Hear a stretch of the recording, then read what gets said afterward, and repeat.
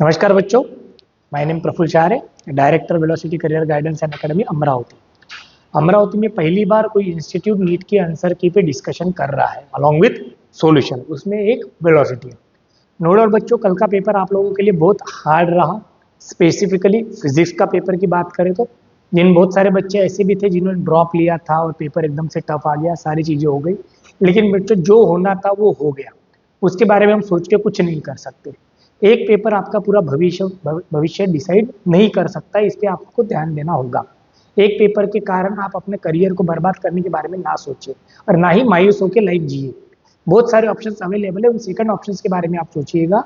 Cut off वैसे भी नीचे जाने वाला है, तो कोई मल्टीपल ऑप्शन जो भी बचेंगे अपने पास, ऐसा नहीं कि एमबीबीएस ही बनेंगे तो लाइफ सेट होगी। दूसरे ऑप्शंस पे भी ध्यान दीजिए और उनको बराबर अपनी फैमिली के साथ डिस्कशन करके एक अच्छा डिसीजन लेके लाइफ को आगे बढ़ाइए। जो अभी फ्रेशर्स बच्चे थे, जिनके भी दिमाग में मतलब आ रहा होगा कि हमने ड्रॉप लेना क्या एक्स वाई जेड, तो वो मैं चाहता हूँ कि कहीं ना कहीं जाके एक पर्सनल मेंटरशिप ले, पर्सनल काउंसलिंग का सेशन करे, उसके बाद डिसीजन ले कि either you of for drop और नॉट। क्योंकि ये बहुत क्रूशियल डिसीजन होता है बेटा। क्योंकि इस साल अगर नीट का पेपर टफ आया तो हो सकता है अगले साल भी पेपर टफ आए। इन पेपर के टफ होने का रीजन ये पिछले साल जो कुछ हुआ था नीट में, बहुत सारे बच्चों को 720 में से 720 नंबर आए थे। उसी कारण इस बार नीट का पेपर थोड़ा डिफिकल्ट आया है। तो हम आज कुछ क्वेश्चंस पे डिस्कशन अभी करेंगे और बचे हुए क्वेश्चन पे फिर से दूसरे वीडियो में हम डिस्कशन करेंगे। ठीक है, तो let's start with our solution session. तो पहला सवाल मुझे जो मेरे पास जो सेट आया था उसमें था कि एक पैरेलल प्लेट कैपेसिटर है made of circular plates is being charge such that the surface charge density on it's plate is increasing at constant rate with time. तो इसका कहना ऐसा है कि एक पैरेलल प्लेट कैपेसिटर है जिसमें प्लेट्स कैसी है बेटा, सर्कुलर है और एक दूसरे को पैरेलल है। अब इन सरफेस पे क्या लगा होगा, चार्ज लगा होगा। तो इस पे जो भी चार्ज है, तो इस चार्ज के लिए उसकी सरफेस चार्ज डेंसिटी जो है, क्या है बेटा, सरफेस चार्ज डेंसिटी जो होता है अपने लिए चार्ज पर यूनिट एरिया। तो ये टाइम के साथ क्या हो रहा है, वेरी हो रहा है। टाइम के साथ क्या हो रहा है, वेरी। तो बट ऑब्वियस है, सरफेस चार्ज डेंसिटी किस पे डिपेंड कर रहा है बेटा, चार्ज पे। तो मतलब इस पे चार्ज वेरी हो रहा है। अगर चार्ज वेरी हो रहा है मतलब इसमें कौन आ रहा है, डिस्प्लेसमेंट करंट आ रहा है। कौन आ रहा है बच्चों, डिस्प्लेसमेंट करंट। अब इसके कारण क्या होगा, उसने ये पूछा लेकिन the magnetic field arising due to displacement current is. तो ये जो डिस्प्लेसमेंट करंट आया, इसके कारण मैग्नेटिक फील्ड पे क्या फर्क पड़ता है। तो पहला ऑप्शन हमें दिया है, non zero everywhere with maximum at imaginary cylindrical surface connecting peripheries of the building. अगर मैं इसमें कोई एक इमेजिनरी सरफेस बना दूं, तो इमेजिनरी सरफेस कौन सा होता है बेटा, गॉसियन सरफेस। तो हमें पता है गॉसियन सरफेस में इलेक्ट्रिक फील्ड बढ़ जाती है, तो उसके साथ साथ कौन बढ़ जाएगी, मैग्नेटिक फील्ड भी बढ़ जाएगी। तो पहला ऑप्शन अपना सही होने के चांसेस ज्यादा है कि non zero everywhere with maximum at the imaginary cylindrical surface connecting peripheries of the plate. बाकी हर जगह क्या रहेगा, कम से कम रहेगा। तो अपना इस सवाल का जवाब होगा बेटा first. Zero between the plate सही है, लेकिन नॉन जीरो आउटसाइड जरूरी नहीं है हर जगह नॉन जीरो हो, सिर्फ सिलेंड्रिकल सरफेस में ज्यादा से ज्यादा रहेगा। जीरो एट ऑल प्लेसेस ये भी सही नहीं है। Constant between plates and zero at all ये सही नहीं है बेटा। ठीक है, तो ये हुआ पहला सवाल। चलिए आगे बढ़ते हैं। नेक्स्ट सवाल, ये भी इलेक्ट्रोस्टैटिक्स पे दिख रहा है। मुझे दिया है an electric dipole with dipole moment, इधर ले लेते हैं। देखिए an electric dipole with dipole moment दिया है हमें 5 इंटू 10⁻⁻�6। तो डायपोल मोमेंट मतलब हमें क्या दिया है बेटा, पी दिया है। पी की वैल्यू दी है 5 into 10⁻⁻6 coulomb metre is aligned with the direction of electric field. मतलब इलेक्ट्रिक फील्ड और डायपोल मोमेंट दोनों में अलाइनमेंट है। Uniform electric field of magnitude, कितनी इलेक्ट्रिक फील्ड का मैग्नीट्यूड क्या है बेटा, 4 into 10⁵ newton per coulomb. Okay, this dipole is then इस डायपोल को फिर रोटेट किया गया। डायपोल क्या होता है बेटा, आपको पता होना चाहिए। एक चार्ज प्लस की होता है, एक चार्ज माइनस की होता है, दोनों के बीच कुछ डिस्टेंस होता है 2l। ऐसी अरेंजमेंट को हम बोलते हैं डायपोल। अब इस डायपोल को रोटेट किया गया, पहले इलेक्ट्रिक फील्ड और डायपोल सेम पे थे, अब रोटेट किया गया कितने डिग्री से बेटा, 60 डिग्री। तो मेरे लिए ये अवेलेबल है कि पहले एंगल 0 डिग्री था, बाद में कितने से रोटेट हुआ है, 60 डिग्री से। पूछा क्या है, तो change in potential. Change in potential energy का फॉर्मूला हमें याद होना चाहिए। It is P cos theta 0 minus cos theta. तो मैं सॉल्व कर सकता हूँ, पी इंटू ई करता हूँ मैं, 5 इंटू 2 5 इंटू 4 20 बचेगा, -6 + 5 तो -1 बचेगा। Cos of 0 minus cos of 60। तो ये हो गया बेटा 2 into cos of 1 minus cos 60 1/2। तो 2/2 मतलब 1 जूल। आ गया बेटा, तो इसका सही जवाब है बेटा 1 जूल। बढ़िया, चलते आगे, ठीक है। अब सिर्फ क्वेश्चंस पे ध्यान दूंगा मैं, बाकी चीजों पे नहीं। देखते हैं क्या कहा है नेक्स्ट क्वेश्चन में। A ball of mass 0.5 kg is dropped from a height of 40 meter. The ball hits the ground and rises to a height of 10 meter. तो कोई बॉल है, क्या है बेटा, कोई बॉल है जिसका मास कितना दिया है 0.5 kg दिया है, ओके। और ये गिर रहा है, बोलते हैं कितनी हाइट से गिर रहा है ग्राउंड पे, तो 40 मीटर हाइट से। कितनी हाइट से? 40 मीटर। तो हमें पता है बेटा, जब भी कोई चीज गिरती है तो पोटेंशियल एनर्जी होती है उसके पास हाइट पे रहने के कारण। जब नीचे गिरता है तो it will be converted into kinetic energy. उस बेसिस पे मैं इसकी यहाँ पे कोलिडाइंग स्पीड निकाल सकता हूँ, v is equal to √2gh। तो v1 बराबर अपना हो जाएगा 2 इंटू जी की वैल्यू मैंने 9.8 यूज किया बेटा, क्योंकि क्वेश्चन में मेंशन है 9.8, अदरवाइज अपन 10 यूज कर सकते थे। h की वैल्यू कितनी है 40, 40 इंटू 2 हो गया 80, 80 इंटू 9.8। इसे जब हम सॉल्व करेंगे ये आता है बेटा पूरा 784। तो 784 का स्क्वायर रूट होता है बेटा 28। चलो बढ़िया। फिर वो कोलाइड होने के बाद वापस उठा, कितनी हाइट तक उठा, लेकिन 10 मीटर तक ही गया। मतलब जितनी स्पीड से स्ट्राइक हुआ उतनी स्पीड से वापस नहीं गया, उसकी स्पीड बदल गई। तो अब ये वापस जाते समय की स्पीड को मैं v2 बोल देता। फिर ये कैसे निकालू, इस स्पीड का कन्वर्शन पोटेंशियल में हुआ होगा, तो यहाँ पे भी वही होगा, kinetic energy is converted into potential energy. उस बेसिस पे v2 हो जाएगा बेटा √2gh। तो ये बन जाता है 2 इंटू 9.8 इंटू हाइट कितनी है बेटा 10। तो ये कुछ आता है 196, जिसका स्क्वायर रूट कितना होता है बेटा 40। चलो ये v2 हो गया। हमें पूछा क्या था, इम्पल्स इम्पार्टेड। अब इम्पल्स इक्वल टू क्या होता है बेटा, चेंज इन मोमेंटम। तो चेंज इन मोमेंटम क्या होगा, m into V final minus v initial. M कितना है अपना 0.5, फाइनल कितना है बेटा 14, माइनस ऑफ माइनस 28। अब माइनस ऑफ माइनस क्यों, बिकॉज इसकी डायरेक्शन अपोजिट होगी, तो माइनस माइनस क्या हो जाएगा प्लस। तो 0.5 यानी 1/2, 14 प्लस 28, 14 प्लस 28 कितना हो जाएगा अपना 42, 42 डिवाइड बाई 2 कितना आ गया बेटा 21 न्यूटन सेकंड। चलो बढ़िया, answer will be 21 Newton second. सही है। चलो नेक्स्ट,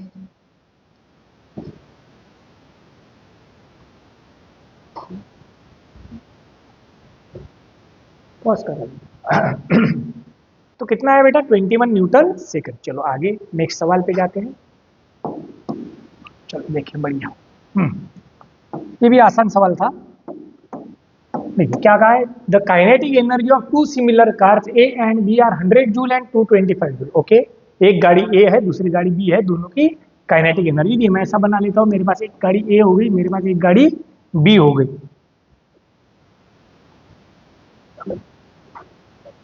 देखिए दो गाड़ियां हैं, दोनों की क्या दी है हमें, काइनेटिक एनर्जी दी है। क्या दी है बेटा, काइनेटिक एनर्जी। तो मैं ए और बी गाड़ी ले ली, तो ए की काइनेटिक एनर्जी कितनी दी है हमें 100 जूल। ओके, वैसे ही बी की काइनेटिक एनर्जी हमें दी है बेटा 225 joule respectively. On applying brakes, brake लगाने के बाद car stops after covering 1000 metre. तो ये कितना डिस्टेंस कवर करता है 1000 मीटर। वही car B stops after covering 1500 metre. सही है। If FA and FB with the force applied by brakes on car A and B, A का ब्रेकिंग फोर्स दिया है, B का भी, दोनों का रेशो पूछा है। तो हमें पूछा है FA by FB। चलो देखते हैं। तो हमें बेटा है बेटा फोर्स क्या होता है, मास इनटू एक्सेलरेशन। अब दोनों गाड़ियां सिमिलर है बोला, मतलब दोनों का मास क्या होगा सेम, तो इसलिए कुछ सोचने की जरूरत नहीं है, दोनों के लिए मास m ले लेते हैं। अगर मैं इस काइनेटिक एनर्जी को इक्वेट करूं हाफ एम वी स्क्वायर के साथ, तो मैं v को u बोल देता, a की इनिशियल स्पीड। तो यहाँ से मुझे यू ए स्क्वायर मिल जाएगा बेटा 100 इंटू 2 बाय एम, मतलब 200 बाय एम। ऐसे में बी की भी स्पीड निकाल लूंगा इनिशियल, तो ये हो जाएगा 225 इंटू 2 बाय एम, मतलब 450 बाय एम। तो ये हो गया इनिशियल स्पीड। अब मुझे चाहिए बच्चों एक्सेलरेशन। क्या चाहिए, एक्सेलरेशन। तो काइनेमेटिक्स पढ़ा हुआ है आपने, V square is equal to होता है यू स्क्वायर प्लस 2as। अब गाड़ी कुछ देर के बाद रुक रही है, मतलब v की वैल्यू कितनी हो गई 0। तो यहाँ मैं यू ए पुट करता हूँ, एक्सेलरेशन भी ए का लेता हूँ, डिस्प्लेसमेंट भी ए का। तो ए का एक्सेलरेशन हो जाएगा माइनस साइन के साथ U A square divided by 2 into S A. तो यू ए स्क्वायर अपने पास पहले से आ चुका है 200 डिवाइडेड बाय एम इंटू ये 2 इंटू एस ए कितना है बेटा 1000। तो इसको सॉल्व किया तो अपना आ जाता है 1/10 एम। तो इसी बेसिस पर मैं बी का भी एक्सेलरेशन निकाल सकता हूँ कि यू बी का square divided by 2 into S B. U B का स्क्वायर कितना है बेटा 450 by M. 2 into S B कितना है 1500, तो ये 15 का होता है। तो इसको अगर हम सॉल्व करते तो ये आ जाता है बेटा 3/20 एम। तो बी का भी एक्सेलरेशन मिल गया माइनस साइन के साथ। तो अगर मैं फोर्स का रेशियो लूँ F A by F B, तो ये mass into acceleration of A upon mass into acceleration of B, तो मास मास कैंसल। तो ए का एक्सेलरेशन कितना है अपने पास 1/10 एम, और बी का एक्सेलरेशन कितना है बेटा 3/20 एम। तो एम एम गेट कैंसल, तो ये बन जाता है 20/30, मतलब 2/3 है क्या ऑप्शन, देख लेते हैं। हाँ 2/3 ये रहा अपना ऑप्शन। ठीक है बेटा, चलिए नेक्स्ट। ये हीट ट्रांसफर पे दिख रहा है बेटा क्वेश्चन, चलो देखते हैं। कहा है 3 आइडेंटिकल हीट कंडक्टर। अब आइडेंटिकल बोला मतलब क्या, तीनों का क्रॉस सेक्शनल एरिया सेम हो गया, तीनों की लेंथ भी क्या हो गई बेटा सेम अपने लिए। मतलब ये जो लेंथ है इसकी, इस सेक्शन की, इस सेक्शन की, इस सेक्शन की, तीनों लेंथ क्या हो गई अपने लिए सेम, तीनों का एरिया भी क्या हो गया same. Okay, the rods on the side है thermal conductivity 2K while that in the middle है थर्मल कंडक्टिविटी के। साइड वालों की 2K, बीच वाले की K। डायग्राम पे दिया है, बोलने की जरूरत नहीं थी, ये सिर्फ टाइम कंज्यूमेशन के लिए बनाया गया क्वेश्चन। जो चीज डायग्राम में दिख रही है वही क्वेश्चन में बोली गई है, मतलब आपका टाइम वेस्ट करने के लिए। The left end of combination is maintain at temperature 3T and right and is maintain at T. The rods are thermally insulated from outside. In steady state, temperature at the left junction is T1 and at right junction is T2. तो ये T1 और T2 का ratio पूछा है बेटा, तो अब देखते हैं हम इसी सवाल आराम से। अपने पास टोटल सेक्शन कितने हैं बेटा 3, और तीनों सेक्शन की हमें कंडक्टिविटी दी है। इधर कंडक्टिविटी में 2K, इधर भी K, इधर 2K। ये है T1, ये है T2, इधर आ गया 3T, इधर आ गया T। चलो बढ़िया। अगर मैं हीट की बात करूं तो सब हीट एक जैसी होनी चाहिए सबके लिए, सबके लिए क्या होनी चाहिए हीट एक जैसी। तो मैं अगर इन दोनों के बीच फॉर्मूला लगाऊं 3T माइनस T1, तो इनका रेजिस्टेंस क्या होगा बेटा, हमें पता है रेजिस्टेंस क्या होता है L/K। तो L/K, K कितना है 2K इंटू A। मैं इस दोनों के साथ लगाऊं तो T1 माइनस T2 बाय क्या आएगा L/K। मैं इन दोनों के लिए लगाऊं फिर से तो T2 minus T by L/2K into A। वैसे ही अगर मैं पूरा लगाऊं 3T से लेके T तक, तो 3T minus T by L/2K into A plus L/K into A plus L/2K into A। मुझे तो T1/T2 पूछा है, मुझे मतलब मुझे T1 निकालना होगा और T2। मैं इन दोनों को इक्वेट करके ना T2 निकाल लेता, फिर वो T2 कहीं तो भी रिप्लेस करेंगे अपन। देखते हैं T2 माइनस T1, अब इधर से L/K क्या कर देते कैंसिल, तो ये 2 ऊपर चला जाएगा, 2 बराबर 3T माइनस T कितना हुआ बेटा 2T। नीचे क्या बचता है 1/2 प्लस 1 प्लस 1/2 मतलब 2, तो 2 गेट कैंसल। सही है, 2 क्या हो गया कैंसल हो गया मेरे पास। तो यहाँ बचा क्या मेरे पास 2T2 माइनस 2T बराबर T। तो 2T2 बराबर हो गया मेरे पास 3T।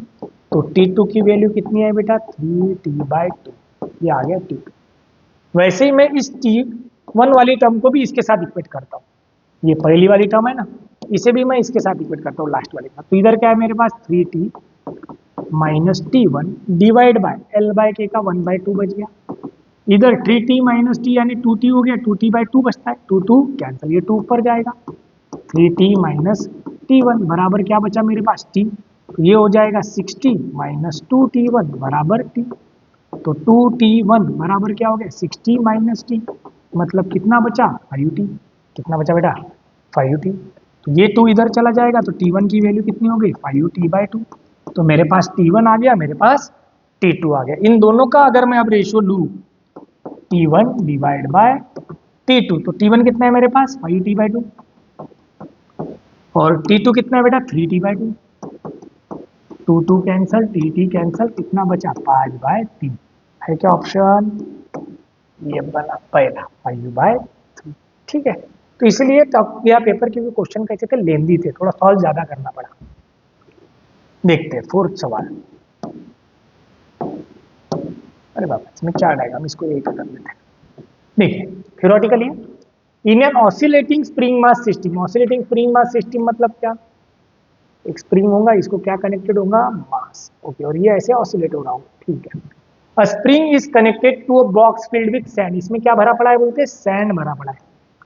क्या भरा पड़ा है? सैंड। ओके, ठीक है। आगे, as the box oscillate sand leak slowly out of the box vertically. इस बॉक्स में से कुछ ना कुछ सैंड बाहर आ रहा है बोलते वर्टिकली। बॉक्स तो ऐसे ही ऑसिलेट हो रहा है। द एवरेज फ्रीक्वेंसी जो है omega and average amplitude of the system changes with time. मतलब ओमेगा एंड ए दोनों टाइम के साथ बदल रहे हैं। तो हमें उसने पूछा which one of the following option schematically depicts this changes.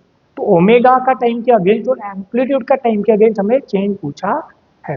हम पहले सोचते हैं इसमें। मुझे पता है ओमेगा क्या होता है, अंडर रूट ऑफ के बाय एम। जहाँ पे के कौन है बेटा? तो स्टिफनेस ऑफ स्प्रिंग है। कौन है? Stiffness of spring. अगर मेरा ये मास डिक्रीज होते जा रहा है मतलब मेरा ओमेगा बढ़ते जाएगा। तो ये तो क्लियर है कि टाइम के साथ ओमेगा बढ़ना चाहिए। तो ओमेगा इसमें भी बढ़ रहा है, इसमें भी बढ़ रहा है, इसमें भी बढ़ रहा है। तीन ऑप्शन है अपने पास। अब एम्पलीट्यूड के बारे में सोचते हैं।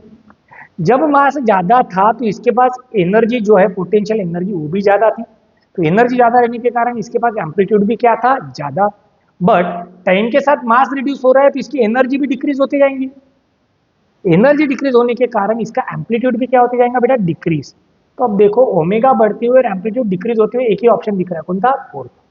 या ओमेगा बढ़ रहा है, एम्पलीट्यूड डिक्रीज हो रहा है। तो इस हिसाब से कौन सा ऑप्शन हुआ भैया? Fourth option. क्लियर? चलिए, थियोरेटिकल है, देख लेना। नेक्स्ट, चलो इसको भी इधर लाते हैं। देखिए, सबको करंट इलेक्ट्रिसिटी पता है, उसी पे बेस्ड है। लेकिन ये एसी सर्किट में भी आता है क्वेश्चन ये, और करंट इलेक्ट्रिसिटी का भी समझ सकते हैं। देखिए डायग्राम पे क्या दिख रहा है वो देखते पहले। अब बड़ा कर देता। A B is a part of an electrical circuit. Electric circuit का एक पार्ट है ये भी। Okay, the potential difference V minus V A minus V B at the instant when current कितना जा रहा है बोलते? 2 एम्पियर। मतलब इसमें से जो ये आई जा रहा है, इस आई की वैल्यू हमें कितनी दी है? 2 एम्पियर दी है। And is increasing at the rate, मतलब D I by D T दिया है।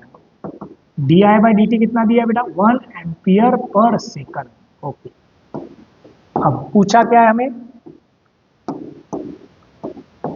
We A minus V B. अब मैं यहां से यहां तक अगर जाऊं किरचॉफ लॉ लगाते हुए, कौन सा Kirchhoff law? Voltage law by Kirchhoff voltage law. मैं यहां से शुरू करता हूं, उधर जाना शुरू करूंगा। मैं वी ए से जा रहा, करंट सेम डायरेक्शन में। इंडक्टर का क्या होता है? L D I by D T. Inductor का ईएमएफ क्या होता है? L D I by D T. Plus battery के लिए मैं पॉजिटिव से निगेटिव जा रहा हूं तो ये माइनस में जाता है, तो ये -5 वोल्ट हो गया। रेजिस्टेंस में करंट सेम डायरेक्शन में है तो ये भी आई क्या होता है? वी क्या होता है? आई इंटू आर। यहाँ आ जाएगा आई इंटू आर। बराबर कहाँ पहुंचेंगे अपन? बी तक पहुंचेंगे। अब बस वैल्यूज पुट करना है, बी को इधर ला लो, V A minus V B बराबर एल कितना दिया है आपको? 1 henry. D I by D T की वैल्यू हमें दी है क्वेश्चन में कितनी? 1। ये 5 उधर चला गया तो क्या हो गया? +5। ये आई उधर चला गया, आई की वैल्यू कितनी दी है हमें? 2। आर की वैल्यू कितनी है? 2। तो ये हो गया 1 + 5 + 4, मतलब कितना? 10 volt. V A minus V B है क्या ऑप्शन? हाँ है। चलो ठीक है, ये हो गया अपना। नेक्स्ट, ये भी अच्छा सवाल है।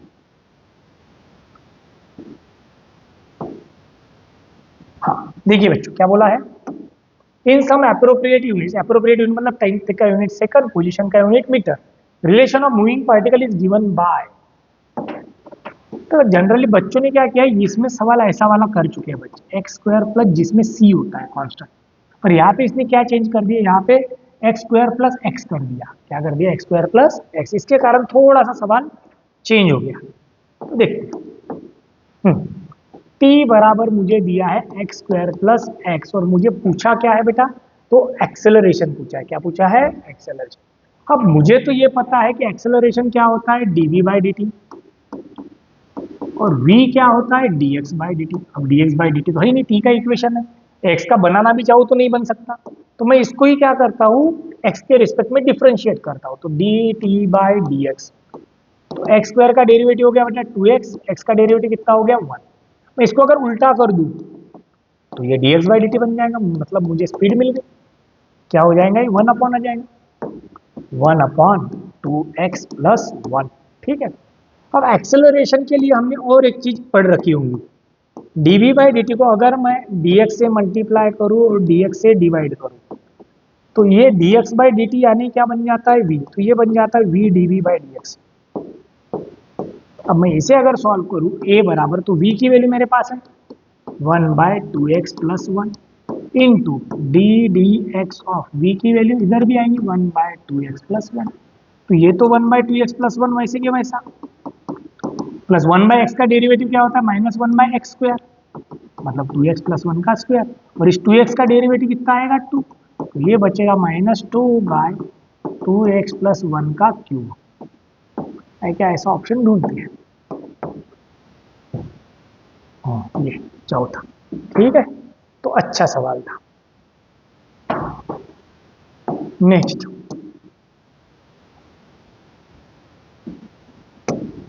हाँ, द मैग्निफिकेशन ऑफ माइक्रोस्कोप पूछा है, तो मैग्निफिकेशन ऑफ माइक्रोस्कोप के लिए अपने पास फॉर्मूला होता है बेटा, magnification of lens and magnification of eye vision का।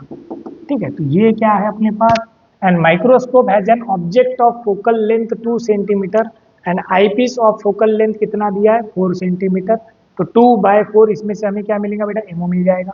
The tube length of 40 centimetre, distance of distinct vision of eyes कितना है 25, तो ये हो जाएगा 40/25, कितना हो जाएगा 40/25। बस दोनों को मल्टीप्लाई करके आप मैग्निफिकेशन निकाल सकते हैं, ये कुछ ज़्यादा बताने लायक है नहीं, तो फॉर्मूले वाला है, आप लोग कर लेना।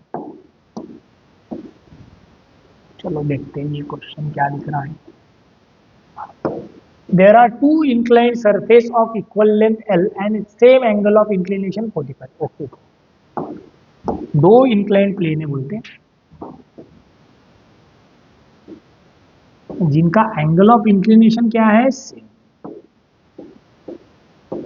ठीक, ओके, 45 वो भी दिया है, बढ़िया, 45 डिग्री, इधर भी कितना है 45। ठीक, one of them is rough and other is perfectly smooth. ठीक, एक रफ है और एक कैसा है स्मूथ है, तो मैं इसको रफ मान लेता हूँ, इस सरफेस को मान लेता हूं मैं स्मूथ। ओके, ठीक है, और given body takes 2 times as much time to slide down on rough surface that on the smooth surface। तो स्मूथ सरफेस पे एक बॉडी को ऊपर से नीचे पहुंचने में जितना टाइम लगता है उसके डबल टाइम उसे रफ सरफेस पे नीचे पहुंचने में लगता है। ये कंडीशन हो गई, ऊपर से कहाँ पहुंचने में, नीचे। स्मूथ सरफेस पे कितना टाइम लग रहा है t, तो रफ सरफेस पे कितना टाइम लग रहा है उसे 2t। ठीक, okay, then the coefficient of kinetic friction u के between the object and the rough surface is close to, rough surface में का पूछा है। देखते हैं भैया, कोई भी ऑब्जेक्ट जब किसी सरफेस पे होता है तो इसका वेट एक्ट होता है भैया वर्टिकली डाउनवर्ड। अगर ये एंगल थीटा है तो इसके दो कंपोनेंट बनते हैं। ठीक है, तो ये हो जाता है आपका mg cos थीटा, ये हो जाता है भैया mg sin थीटा। ठीक है, अब ये स्मूथ रहे या रफ है, दोनों में ये कंपोनेंट तो आना ही है। साथ ही साथ ये सरफेस जो नॉर्मल रिएक्शन रहेगा it will be perpendicular to surface. अगर मैं अभी स्मूथ के हिसाब से बात कर रहा हूँ, ध्यान देना बराबर से, किसकी बात कर रहा मैं, स्मूथ सरफेस, तो स्मूथ सरफेस पे डाउनवर्ड फोर्स एक ही है mg sin थीटा। कौन सा है, mg sin थीटा, ये s डिस्टेंस कवर करेगा। तो मेरे पास नेट फोर्स जो है स्मूथ सरफेस पे एक ही रहेगा, कौन सा, mg sin थीटा, मतलब mg इंटू साइन थीटा कितना, तो sin 45 मतलब 1/√2। अब नेट फोर्स एक ही है जो नीचे ला रहा है, इसको मैं इक्वेट कर दूंगा किसके साथ, मास इंटू एक्सेलरेशन, तो m कैंसल, तो इस केस में एक्सेलरेशन कितना है बेटा, g/√2। अब यहां से यहां तक जाने का टाइम उसका कितना है, t है, कितना है टाइम, t। तो t कैसे मिलेगा, तो दो ऑप्शन है, यहां से यहां जा रहा है, तो v equal to U plus A T लगा सकते हैं अपन, v इक्वल टू क्या लगा सकते हैं, u plus A T. Distance भी सेम है लेकिन t के फॉर्म में लिखते हैं, तो यहां से नीचे आके रुक जाएगा, इनिशियल स्पीड भी क्या रहेगी 0। तो देखते हैं दूसरा, s इज इक्वल टू क्या होता है भैया, v square is equal to v square, s is equal to क्या होता है, ut plus half A T square, तो u तो 0 है, तो s बराबर क्या हो जाएगा, हाफ ए टी स्क्वायर। ठीक है, तो इसका ए कितना आया है जी, टी स्क्वायर बराबर 2s/a। तो ये आ जाएगा 2s/a की वैल्यू कितनी है भैया, g/√2, या फिर ऐसे रख देता मैं s के फॉर्म में, आसान हो जाएगा।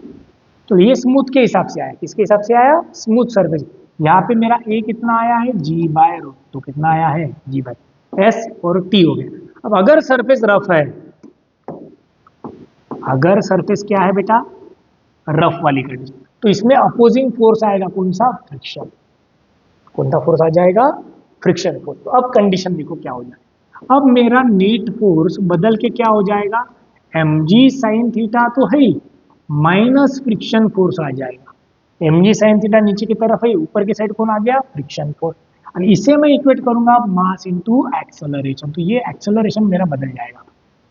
ठीक है, ये बनेगा mg sine theta minus friction force यानी म्यू इंटू एन होता है, एन किसके बराबर है भैया, तो mg cos थीटा के बराबर है। बराबर क्या बचा, m इंटू ए डैश, तो इधर से m चला गया, तो ये g साइन थीटा यानी g/√2 minus mu g/√2 equal to acceleration. तो यहाँ एक्सेलरेशन क्या बचा बेटा मेरे पास, g/√2 निकाल दो, 1 माइनस म्यू। अब इसके लिए मैं s का फॉर्मूला लगाऊं तो s बराबर हाफ ए डैश टी स्क्वायर हो जाएगा। हाफ ए डैश क्या हो गया, टी स्क्वायर, तो ये नया टी बन जाएगा इसका, टी डैश। अब दोनों s तो सेम है, दोनों s क्या है, सेम। इधर कर दिया थोड़ा सा, इसको मैं छोटा कर देता हूँ।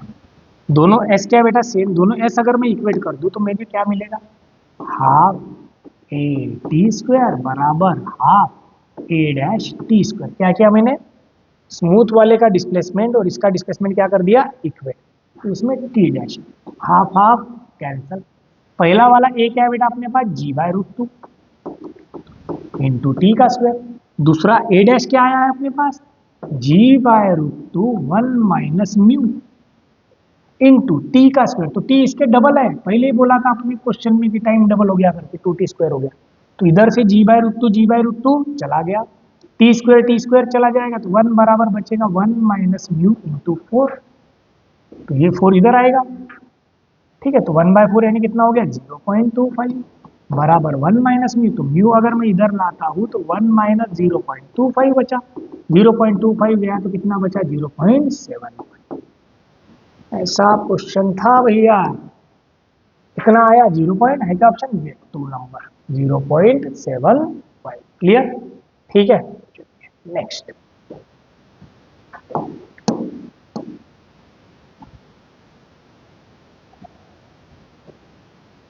एक यूनिफॉर्म रॉड है, ये भी आसान में कंडीशन बता देता, आप लोग कर सकते हैं। Uniform rod of mass 20 kg and length कितना है बेटा, 5 metre, lean against a smooth vertical wall making an angle of 60 degree with it. एक वॉल के अगेंस्ट, ये वॉल है, इसके अगेंस्ट एक यूनिफॉर्म रॉड है जिसका मास कितना दिया है बच्चों, 20 kg, लीन कर रहा है, और वर्टिकल के साथ वॉल के साथ एंगल कितना बनाया उसने, 60। अब बट ऑब्वियसली इधर 60 है तो ये 30 बन जाएगा, ये तो 90 है।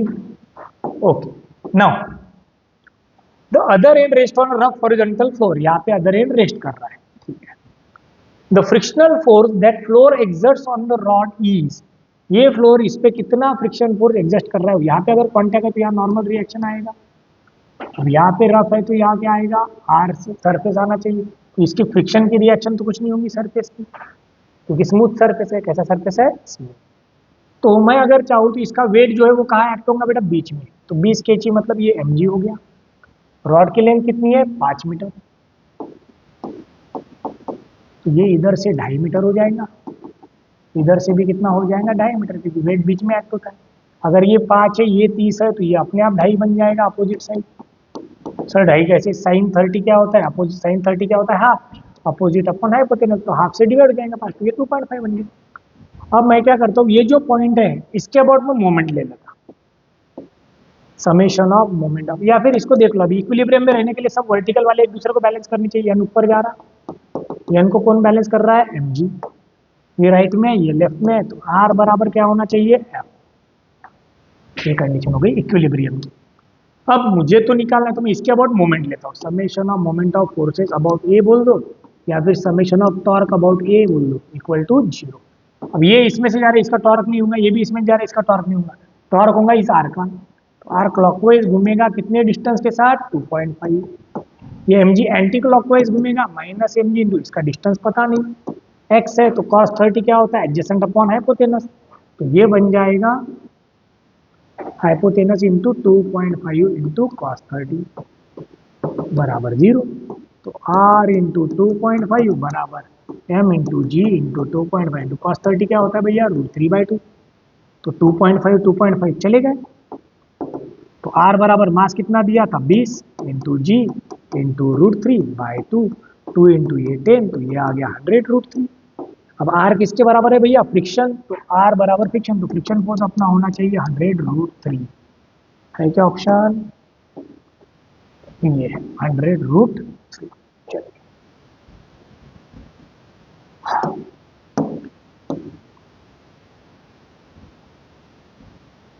देखा जाए, बढ़िया क्वेश्चन है, ये भी इलेक्ट्रोस्टैटिक्स का है भैया। देखो अब ये पैराग्राफ फॉर्म में दिया इसलिए अपन डर जाते, पहले देखते। Two identical charge conducting sphere है A and B, having their centre separated by a certain distance, charge on each sphere is q and the force of repulsion between them is f। दो charge conducting sphere है अपने पास, एक है ए दूसरा है B, और इनके बीच डिस्टेंस है भैया r। इसके ऊपर चार्ज है q, इसके ऊपर भी चार्ज है q, तो इनके बीच फोर्स का फॉर्मूला मुझे पता है। सपोज पहले वाला फोर्स का फॉर्मूला F है, 1/4 को मैं K बोल देता हूँ, Q1 Q2 by R square, तो Q इंटू Q स्क्वायर हो गया, डिस्टेंस का स्क्वायर मतलब आर स्क्वायर हो गया। ये पहला पार्ट हुआ इसका सिर्फ, ठीक। आगे a third identical uncharged conducting sphere, अब एक तीसरा अनचार्ज स्पीयर है अपने पास C, is brought in contact with sphere A first, पहले ए के कॉन्टैक्ट में लाया उसे, फिर बी के कॉन्टैक्ट में लेके गया। अब ध्यान दो, जब भी कोई कंडक्टिंग स्पीयर में कांटेक्ट आता है तो चार्ज दोनों में इक्वली डिस्ट्रीब्यूट हो जाता है। क्या हो जाता है बेटा, इक्वली डिस्ट्रीब्यूट। तो ये अगर मैंने लाया, इसके पास तो कोई चार्ज है नहीं, ये ए के साथ कांटेक्ट में आया, ये अपने पास ए था, इसके साथ कांटेक्ट में ये कौन आया, सी। अब इसके पास तो चार्ज नहीं था, दोनों कांटेक्ट में आने के कारण इसका चार्ज Q/2 बन जाएगा, इसका चार्ज Q/2 बन जाएगा। तो ए का चार्ज अब कितना हो गया Q/2, सी का भी कितना हो गया Q/2। अब ये Q/2 चार्ज लेके कहा गया, बोलते बी के कॉन्टैक्ट में, किसके कांटेक्ट में गए, बी अकेला था, बी के पास क्यू था, ये सी कितना चार्ज लेके आ रहा अभी Q/2। अब बी और सी, बी पे चार्ज क्या हो जाएगा, अब इन दोनों का एवरेज हो जाएगा। तो अब मेरे पास बी पे चार्ज कितना बचा बेटा, Q plus Q/2 divide by 2। अब देखो ए का चार्ज बदल गया Q/2 हो गया, बी का चार्ज भी बदल के क्या हो गया, Q प्लस Q/2/2। अब नया फोर्स अगर मैं निकालू K इंटू, इन दोनों का मल्टीप्लीकेशन करना होगा, Q/2 into Q plus Q/2/2 divided by R square. इसको थोड़ा सॉल्व करेंगे तो K/4 इंटू ये क्या हो जाएगा, 2 प्लस 2 3 3Q/2 मतलब 2 इंटू 2 4, 3Q²/2। चलो बढ़िया, तो ये हो गया। अब उसने हमें पूछा ये वाला फोर्स और ये नया जो फोर्स बना इनका रेशो FA/FB, तो मेरे पास था Q²/R², यहाँ पे भी R² है, नीचे क्या बना K 3Q²/8 R², R² cancel, K cancel, Q² cancel, तो कितना आएगा भैया 3/8। ठीक है क्या, 3/8 वाला नहीं, तो ये 3/8 दिया है। चलिए बढ़िया, तो इसका है भैया 3/8। नेक्स्ट देखते हैं,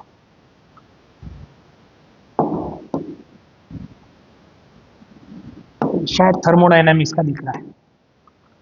a container has 2 chamber of volume V1 and V2, एक V1 है दूसरा V2 है, एक ही कंटेनर में 2 चेंबर है, separated by partition made of thermal insulator.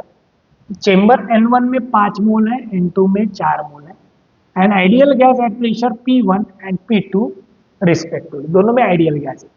When partition is removed, the mixture attains the equilibrium pressure of both। आसान सवाल है। एक कंटेनर है भैया, इसमें पार्टीशन है, इधर का वॉल्यूम दिया है हमें 2 लीटर, इधर का वॉल्यूम हमें दिया है 3 लीटर। ये बीच की जो वॉल रखी है, बीच की क्या रखी है बेटा, वॉल, तो ये भी क्या है, थर्मल इंसुलेटर है, मतलब इधर से उधर हीट नहीं जा रहा। अब हीट नहीं जा रही मतलब दोनों तरफ टेम्परेचर एक जैसा रहेगा। द चेम्बर कंटेन्स N1, इसमें मोल्स कितने हैं, 5, इसमें मोल्स कितने दिया बेटा, 4 ऑफ आइडियल गैस। इधर प्रेशर P1 दिया है 1 एटमॉस्फेयर, बढ़िया है। इधर प्रेशर कितना दिया है, 2 atmosphere. When partition is removed, the mixture attains an equilibrium. Partition remove करने के बाद क्या हो, अब इधर का और इधर का टेम्परेचर क्या रहेगा भैया, सेम, क्योंकि वॉल थर्मली इंसुलेटेड थी, तो जो था वही रहेगा, ऐसे समझ के चलते अपन। तो पार्टीशन जैसे रिमूव होगा गैस मिक्स हो जाएंगे, मतलब नंबर ऑफ वॉल्स मेरे क्या हो जाएंगे, N1 प्लस N2 हो जाएंगे। तो N नया वाला क्या बनेगा, PV बाय RT। N1 क्या था मेरे पास, P1V1 बाय RT1 था, प्लस N2 मेरे पास क्या था, P2V2 बाय RT2 था। तो ये RT कैंसल, तो मुझे यहाँ से P मिल जाएगा, P1V1 plus P2V2 bye P। तो ये था कितना, 1 इंटू 2 प्लस 2 इंटू V2 कितना है, 3 डिवाइडेड बाय 3 और 2 5, 6 2 8 8 बाय 5, 16 5 का मतलब 1.6। चलो 1.6 एटमॉस्फेयर, चलो बढ़िया, ठीक है।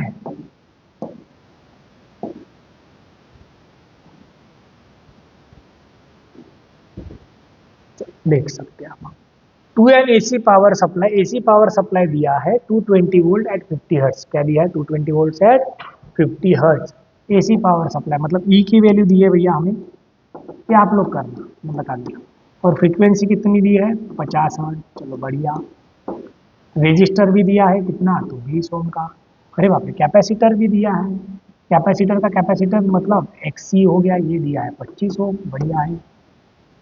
और इंडक्टर भी है, चलो एक्सएल भी दिया है 45 ओम। आर कनेक्टेड इन सीरीज मतलब आरएलसी सर्किट हो गया ये, रेजिस्टर्स, इंडक्टर, कैपेसिटर, तीनों के तीनों सीरीज में है, चलो बढ़िया। The corresponding current in the circuit, क्या पूछा है हमें पहले, करंट।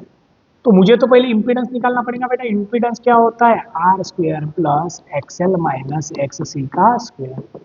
तो आर मेरे पास कितना पड़ा है, 20 का स्क्वायर, प्लस एक्सएल मेरे पास कितना पड़ा है, 25, माइनस एक्सी कितना पड़ा है, 25, दोनों का स्क्वायर। इधर क्या बचेगा, 20 का स्क्वायर, प्लस ये भी 20 का स्क्वायर हो गया, तो 2 टाइम्स 20 का स्क्वायर हो गया, तो ये बन जाएगा 20√2।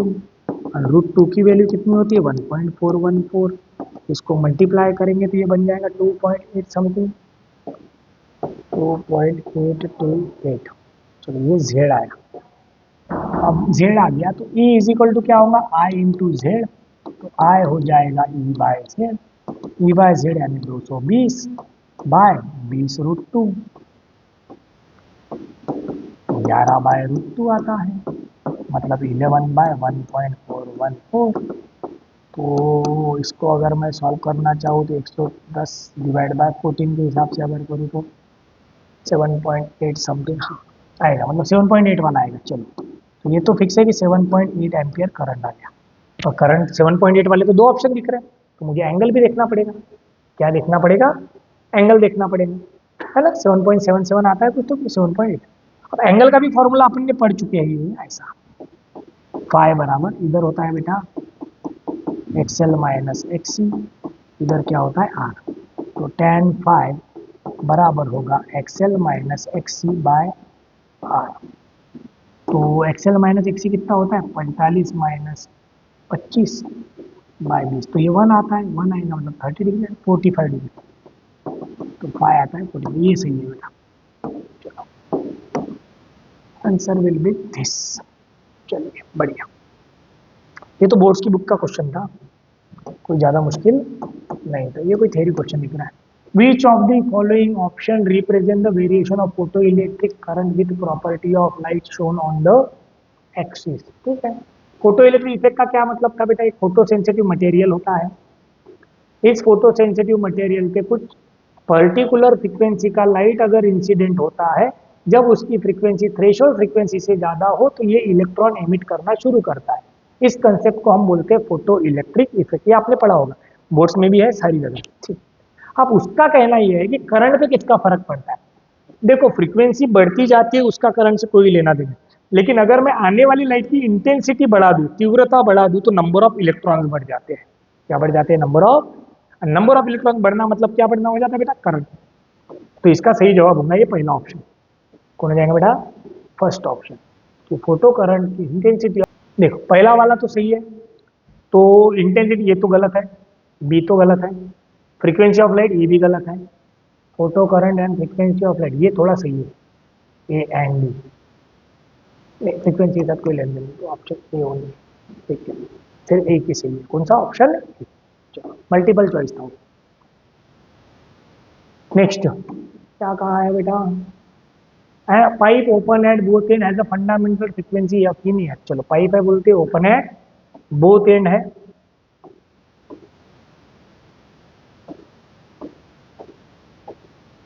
ये पाइप है ओपन एट बोथ एंड है, ठीक, तो इसकी कुछ तो भी लेंथ होगी। पाइप अगर ओपन एट बोथ एंड है तो इसमें ये ऐसे बनती है, तो ये एंटी नोड बनता है। इधर भी क्या बनता है बेटा? Anti node. बीच में कौन बनता है? नोड। दो एंटी नोड के बीच डिस्टेंस कितना होता है? Lambda by 2। यहाँ लैम्बडा बन जाता है 2l, तो फंडामेंटल फ्रीक्वेंसी बनती है अपनी v बाय 2l। आगे क्या बोलते हैं? The pipe is now deep vertically in water drum. एक कोई तो भी वाटर ड्रम में डाल दिया, उसी पाइप को उठा के काय में डाल दिया? वाटर ड्रम में डाल दिया, हाफ ऑफ इट्स लेंथ, तो ये पूरा पानी से भर गया, तो एक एंड क्लोज हो गया ना। जैसे एक एंड क्लोज हुआ, इधर एंटी नोड मिलता है, यहाँ क्या मिलेगा? नोड। अब ये लेंथ कितनी हो गई बेटा? पहले पाइप जो एल था वो एल बाय 2, अब ये नई जो वेवलेंथ है उसके हिसाब से एंटी नोड है और एक नोड है, तो लैम्बडा बाय 4 हो जाएगा। क्या हो जाएगा? Lambda by 4। तो 2 1 जा 2 2 जा, तो lambda is equal to 2l ही आया। फिर से फ्रीक्वेंसी क्या आई अपनी? v by 12। तो पहले जितनी थी उतनी ही फ्रीक्वेंसी आ रही है, मतलब पहले f था तो बाद में भी क्या रहेगा? f ही रहेगा, कुछ फर्क पड़ेगा नहीं। नेक्स्ट 16 सवाल हो गए बेटा, देखते हैं। Two identical point masses p and q suspended from two separate massless spring। दो अलग अलग मासलेस स्प्रिंग है और आइडेंटिकल मासेस, मतलब दोनों का मास क्या है बेटा? सेम। तो मैं ऐसा ले लेता हूँ यहाँ पे,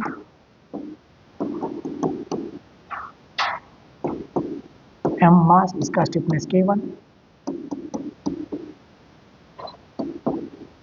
m मास, इसका stiffness k2। Okay, respectively oscillates vertically if their maximum speeds are same, the ratio aq by ap, मतलब ये q है और ये p है, चलो aq by ap, तो v max सेम है दोनों का, v max for p is equal to v max for q। v max क्या होता है बेटा? Amplitude into angular velocity. मुझे aq by ap पूछा है, aq by ap बराबर, तो ये इधर चला जाएगा, ये omega P by omega cube हो जाएगा। ओमेगा पी मतलब क्या हो गया? k1 बाय मास, क्यू मतलब क्या हो गया? k2 by mass, mass mass cancel, तो अंडर रूट क्या बचा? k1 bye k2, aq bye ap बराबर k1 बाय k2।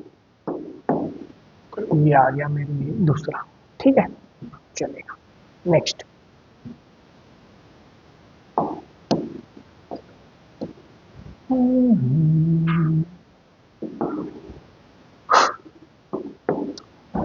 चलो देखो बच्चों क्या दिया है। N oxygen cylinder of volume कितना दिया है? 30 litres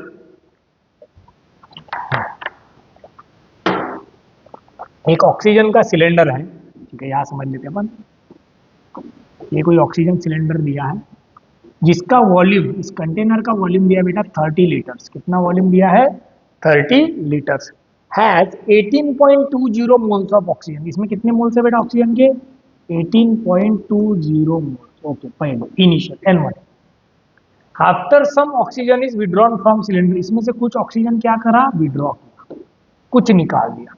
it's gauge pressure drops to 11 atmosphere, मतलब थोड़ी देर के बाद जब गैस निकाल दी तो उसका प्रेशर बदल के हो जाता है 11 एटमॉस्फेयर। सही है। At temperature 27 degree Celsius. तो टेम्परेचर वही है, टेम्परेचर को कोई फर्क पड़ा नहीं, हम आइसोथर्मल कंडीशन मान के चलेंगे। The mass of oxygen withdrawn from the cylinder is nearly equal to, तो कितना मास बाहर निकल, बाकी स्टैंडर्ड वैल्यूज हमें दिया है, आर दिया है, ये 100/12 यानी 25/3 32 एटमॉस्फेरिक प्रेशर। तो मैं पहली कंडीशन अगर यूज करूं P1 V1 बराबर N1 R T1, तो इसमें से मुझे P1 मिल जाएगा N1 R T1 bye V1। N1 कितना था बेटा अपना 18.20 इंटू ये दिया है 100/12, टेम्परेचर 27 मतलब 300 डिवाइड बाई V1 कितना है 30, तो 10 आ गए। 18.20 डिवाइड इसको ले सकते अपन 25/3 इंटू 10, तो 182 इंटू 25 डिवाइडेड बाय 3, ये जो भी आएगा 6 पॉइंट समथिंग आएगा, 182 डिवाइड बाई 3 3 6 18.20 मतलब 3 6 18.66 बल्कि जाएगा 25, जो भी वैल्यू आएगी। ये आ गया अपना पहला P1 आ गया, कौन आ गया बेटा P1। ठीक है, तो क्या निकाल लिया मैंने P1 बराबर N1 R T1 bye V1। चलो नेक्स्ट, पर P1 का काम था कि नहीं देख लेंगे। मास ऑफ ऑक्सीजन विड्रॉल, मुझे अब N2 चाहिए, क्या चाहिए N2, तो P2 V2 बराबर क्या हो जाएगा बेटा N2 R T2, तो यहाँ से मुझे N2 मिल जाएगा, क्या मिल जाएगा N2, N2 मिल गया। तो मेरे पास अब नंबर ऑफ मोल जो बाहर गए, नंबर ऑफ मोल्स रिमूव अगर मैं सोचूं तो ये क्या होना चाहिए N1 माइनस N2 होना चाहिए, क्या होना चाहिए भैया N1 minus N2।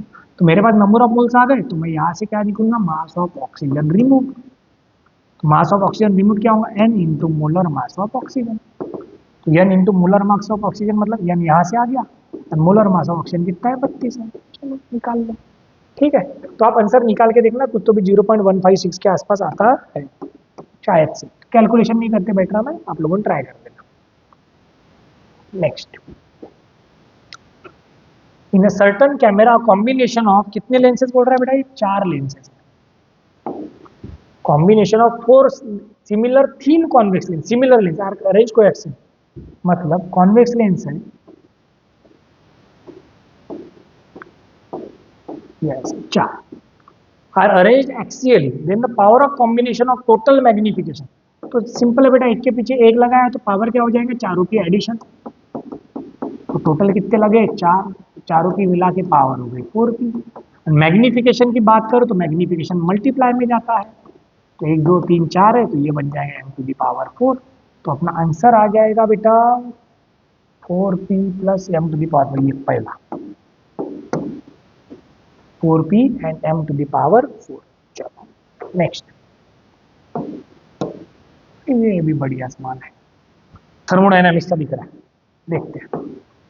2 gases A and B are filled at the same pressure in a separate cylinders, अलग अलग 2 सिलेंडर में 2 गैसेस भरी है, एक A और दूसरी B, with piston radius RA and RB, ठीक है, on supplying equal amount of heat. अब 2 कंटेनर हैं सिलेंडर, एक को हम बोल देंगे A है भैया, एक को बोल देंगे B, इधर पिस्टन सिलेंडर अरेंजमेंट इसमें भी लगी है, इसमें भी पिस्टन लगा है, दोनों को क्या किया बोलते same amount of heat supply करी, इसे भी क्यू हीट दी गई, इसे भी क्यू हीट दी गई। चलो अब क्यू हीट देने से हुआ क्या, दोनों की रेडियस भी दी है बेटा, इसकी रेडियस है RA, इसकी रेडियस है RB। आगे, तो both the system reversibly under constant pressure, तो कांस्टेंट प्रेशर बाहर कौन सा होगा एटमॉस्फेरिक पकड़ के चलते इसके ऊपर, इधर भी होगा P एटमॉस्फेरिक, ठीक है। A and B are displaced by 16 centimetre respectively, 16 and 9, मतलब ये पिस्टन ऊपर गया A का, कितना ऊपर गया बोलते हैं 16 सेंटीमीटर, ऐसे ही B का भी पिस्टन ऊपर गया, कितना ऊपर गया बोलते हैं 9 सेंटीमीटर, चलो बढ़िया है। If change in their internal energy same, दोनों की इंटरनल एनर्जी का चेंज भी सेम है, तो क्या होगा। अब पहली बात, दोनों को हीट सेम सप्लाई करी गई, मैंने फर्स्ट लॉ में ये पढ़ा है कि Q बराबर होता है डेल यू प्लस डब्ल्यू, अब क्यू ए बराबर क्यू बी है, मतलब del U of A plus work of A बराबर del U of B plus work of B हो गया, तो दोनों की इंटरनल एनर्जी सेम है तो ये कैंसिल हो गए, मतलब दोनों गैसेस पे होने वाला वर्क क्या हो गया भैया, सेम, डब्ल्यू ए बराबर डब्ल्यू बी। तो डब्ल्यू ए का प्रेशर क्या होगा, P into change in volume, close system का वर्क इधर भी P into change in volume. अब दोनों के लिए प्रेशर सेम था, तो सिर्फ कौन सेम होगा, चेंज इन वॉल्यूम, ए का भी और बी का। चेंज इन वॉल्यूम क्या होता है, area into change in length, इधर भी area into change in length. तो पिस्टन का एरिया क्या होगा, पाई आर ए का square into change in length. तो एक ही लेंथ कितने से डिस्प्लेस हुई है, 16। वैसे ही बी की लेंथ कितने से डिस्प्लेस हुई, 9, pi pi cancel, R A square by R B square बराबर कितना है बेटा, 9/16। 9/16, तो R A by R B square उधर गया तो 3, 9 का स्क्वायर रूट 3, 16 का स्क्वायर रूट 4, तो 3/4। तो इसका आंसर ये रहा, 3/4। देखो बेटा, देखिए ये तो डायमेंशन का दिख रहा मुझे। नेक्स्ट सवाल, physical quantity is P related to 4 observation A B C and D. तो पी बराबर है, ये दिया है फॉर्मूला, पी बराबर अपने पास है A cube B square by C root D. Okay, the major A B C and D का, ए का परसेंटेज 1, 3, 2, 4, ए का कितना है 1, बी का 3, 2, 4, ठीक, परसेंटेज एरर इन पी। अब ऐसा फॉर्मूला रहा तो सीधे सीधे क्या करना है, ए का पावर देख लो 3 है into percentage of A, plus B का पावर देख लो 2 है into percentage of B, plus C का कोई पावर नहीं है तो परसेंटेज ऑफ सी डायरेक्ट आ जाएगा। डी का पावर स्क्वायर रूट है मतलब 1/2 परसेंटेज ऑफ बी। अब इसमें वैल्यू खुद करो, 3 इंटू ए का परसेंटेज 1, प्लस 2 इंटू बी का परसेंटेज कितना है 3, प्लस तीसरा 2 इंटू इसका 2 ही परसेंटेज, सी का कोई नहीं है, प्लस हाफ इंटू 4। तो ये हो जाता है बेटा 3 प्लस 6 प्लस 2 प्लस 2, 6 और 4 10 और 3 13%। सही है, ठीक, ठीक है बच्चों। चलिए, तो ये एक पार्ट ऑफ वीडियो हो गया। दूसरे पार्ट ऑफ वीडियो में भी हम रिमेनिंग क्वेश्चन के साथ आ जाएंगे। होप आप सभी को ये सॉल्यूशन समझ में आ रहे हैं। कंटिन्यू में भी ले सकते हैं, लेकिन काम के साथ साथ कर रहा हूँ तो। लेकिन मेरा फिर भी अभी एक सिंपल सजेशन आप सभी को है, जिन भी बच्चों को ऐसा लगता है नीट का पेपर देने के बाद कि उनका स्कोर कम आने वाला है या जो भी डर है, तो they can come to me for personal counselling session, जहाँ पे हम डिस्कशन करेंगे whether I should go for drop और नॉट। ड्रॉप लेना चाहिए तो क्यों लेना चाहिए, नहीं लेना चाहिए तो नहीं लेना, क्यों नहीं लेना चाहिए। साथ ही साथ हम 30 स्टूडेंट्स के स्पेशल ड्रॉपर्स बैच भी लॉन्च करने वाले हैं, तो उसके रिगार्डिंग भी आपको डिस्कशन करने मिलेगा। तो जो बच्चे चाहते हैं कि पढ़ाई अच्छे से करनी है और अगली बार स्कोर आना चाहिए, तो वो हमें आके मिल सकते हैं। Thank you.